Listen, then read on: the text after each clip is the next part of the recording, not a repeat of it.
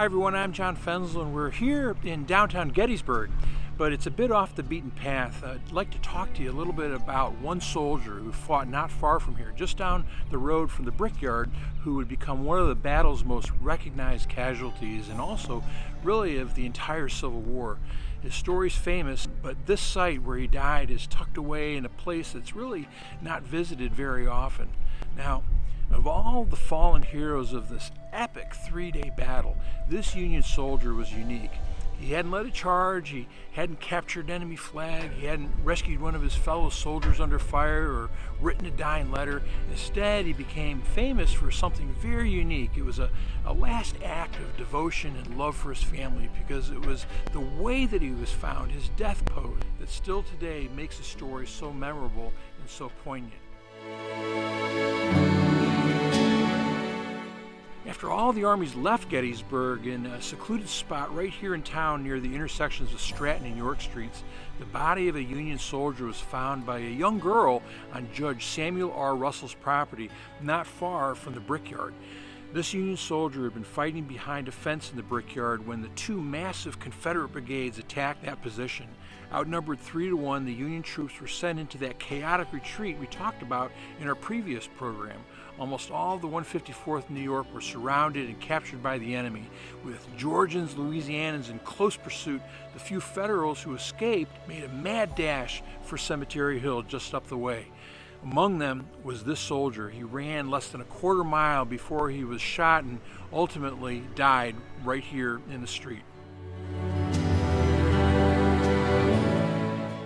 There was nothing on the dead man's body to identify him, but in his hand, clutched tightly, literally a death grip, was an ambrotype photograph. Essentially, that's a photograph on glass, not paper.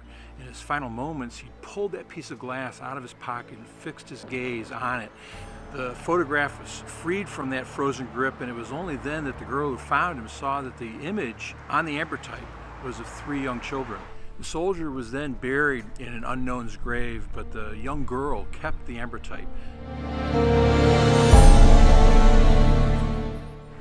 The girl who found the dead soldier was the daughter of a local tavern keeper named Benjamin Shriver. She gave the small glass plate photograph to her father, and before long the photograph had become a conversation piece at his tavern, right around where we are right now, about 14 miles outside of Gettysburg, right along Chambersburg Pike. Now, normally that ambrotype would have probably been forgotten as a barroom curiosity had it not been for a pretty fortuitous accident.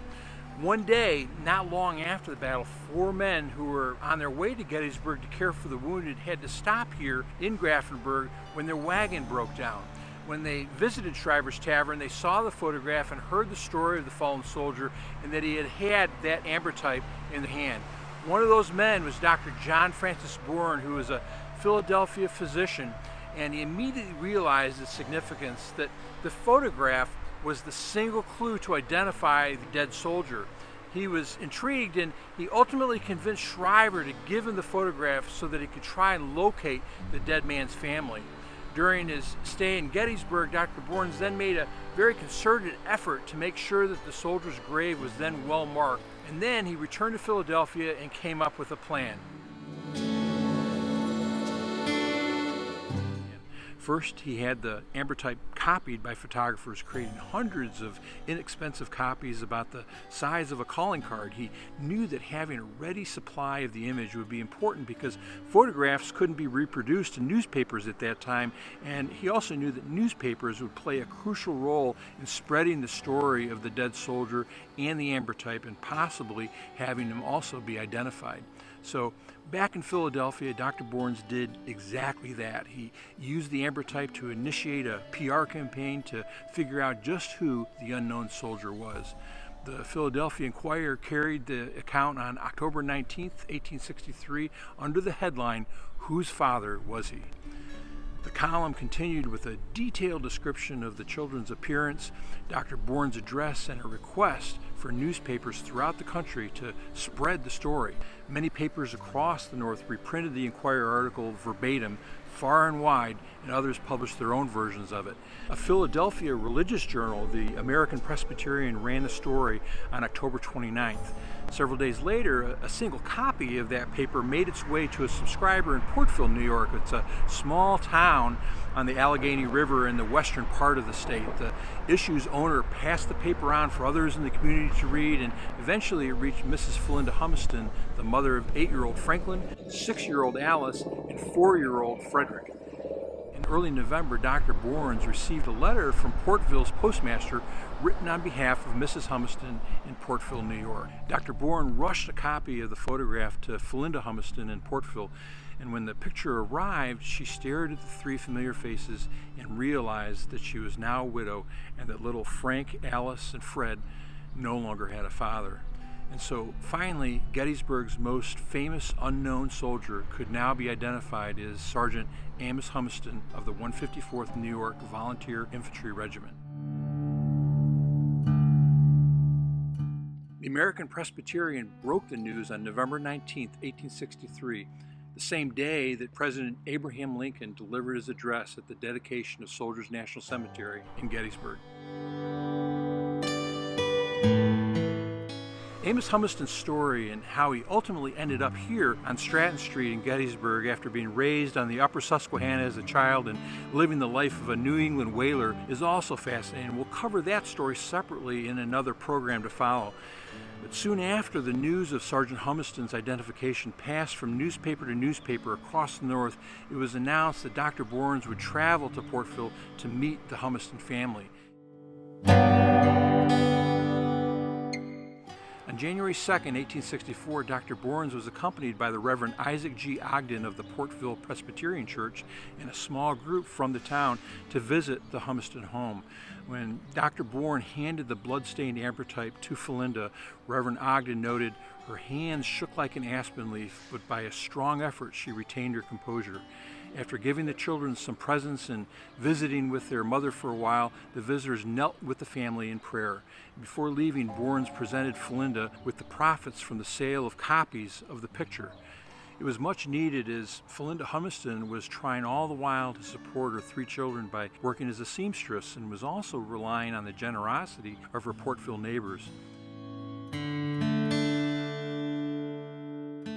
After the war ended, Dr. Bournes led a drive to create a soldiers' orphans home in Gettysburg, which was opened on Cemetery Hill in 1866 with Philinda Humiston and her kids among the first residents.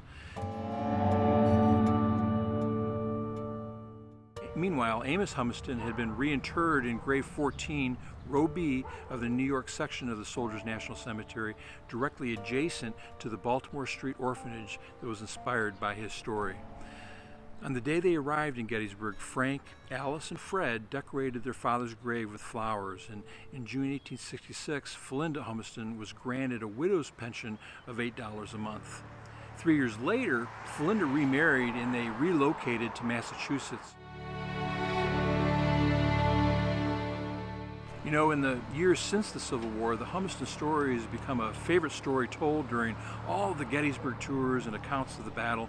Inspired by that touching story, a group of the Gettysburg residents here, supported by people from Portville, New York, and descendants of members of the 154th New York, dedicated a new monument to Amos Humiston in 1993, and it's right here. Let's go visit it.